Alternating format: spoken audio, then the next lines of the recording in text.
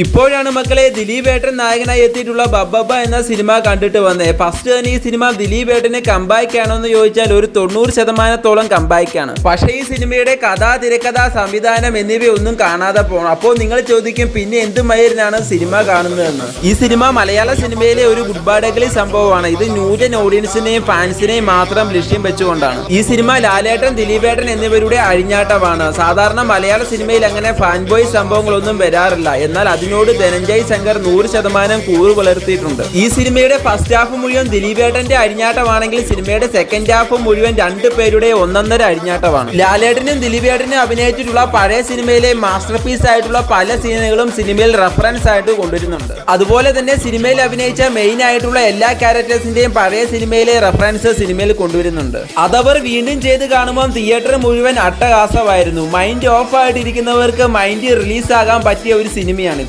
എല്ലാ തരം പ്രേക്ഷകർക്കും ഈ സിനിമ എന്റർടൈൻമെന്റ് ആകണമെന്നില്ല. കാരണം സിനിമയ്ക്ക് ബേസിക് ആയിട്ടുള്ള ഒരു സ്റ്റോറി ലൈൻ ഇല്ല. തുടക്കം മുതൽ തന്നെ ഈ സിനിമ അങ്ങനെയാണ് പോകുന്നത്. ഞാൻ ഈ സിനിമയ്ക്ക് കൊടുക്കുന്ന റേറ്റിംഗ് 10/8. നിങ്ങൾ ഈ സിനിമ കണ്ടിട്ടുണ്ടെങ്കിൽ നിങ്ങളുടെ അഭിപ്രായം കമന്റ് ബോക്സുമായി രേഖപ്പെടുത്തുക.